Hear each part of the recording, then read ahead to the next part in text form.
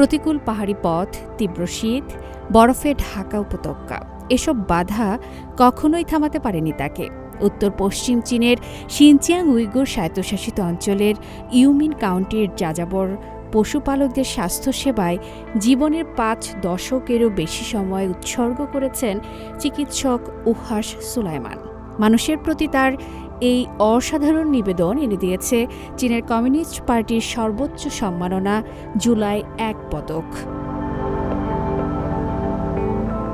সম্প্রতি বেইজিংয়ের গ্রেট হল of the পিপলে আয়োজিত এক অনুষ্ঠানে চীনের কমিউনিস্ট পার্টির কেন্দ্রীয় কমিটির সাধারণ সম্পাদক শি জিনপিং তার হাতে এই পদক তুলে দেন।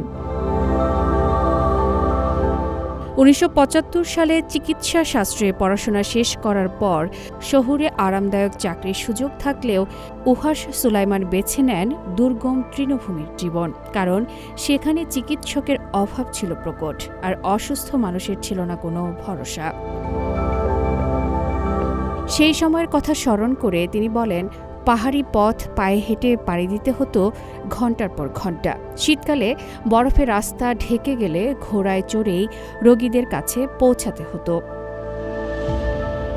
৫০ বছরেরও বেশি সময়ে তিনি ১ লাখের বেশি রোগীর চিকিৎসা দিয়েছেন, জন্ম দিয়েছেন ৩,২০০-এরও বেশি নবজাতকের। তার সেবায় সুস্থ হয়ে নতুন জীবন ফিরে পেয়েছেন অসংখ্য মানুষ। ডাক্তার উহাস আমাকে মৃত্যুর মুখ থেকে ফিরিয়ে এনেছিলেন।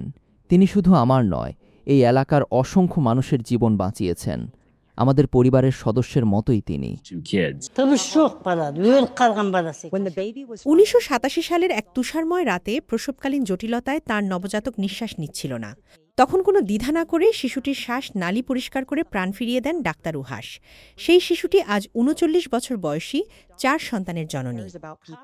অবসরের পরও থেমে যাননি তিনি। এখনও সপ্তাহে ৩ দিন বিনামূল্যে চিকিৎসা সেবা দেন এই কমিউনিটি স্বাস্থ্যকেন্দ্রে।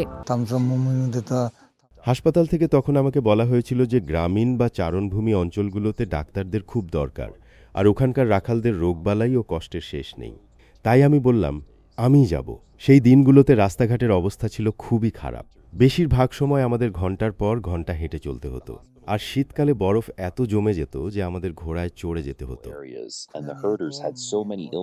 একজন মানুষের পক্ষে দীর্ঘদিন পুরো এলাকার স্বাস্থ্য সেবা নিশ্চিত করা সম্ভব নয়। তাই ২০২৩ সালে তিনি স্বেচ্ছাসেবী চিকিৎসা সেবা প্রকল্প চালু করেন। বর্তমানে এতে প্রায় ৩০০ জন চিকিৎসা কর্মী যুক্ত রয়েছেন। তার পথ অনুসরণ করে এগিয়ে আসছেন নতুন প্রজন্মের চিকিৎসকরাও। ২০ বছর ধরে তাঁর সঙ্গে কাজ করেছি। দিন রাত বৃষ্টি তুষার উপেক্ষা করে রোগীর কাছে ছুটে যাওয়ার যে দায়বদ্ধতা তিনি দেখিয়েছেন, সেটিই আমাকে এই সেবার পথ বেছে নিতে অনুপ্রাণিত করেছে।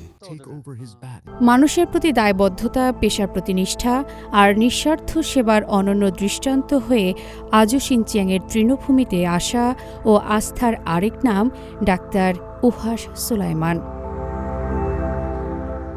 আফরিন মিম, CMG বাংলা।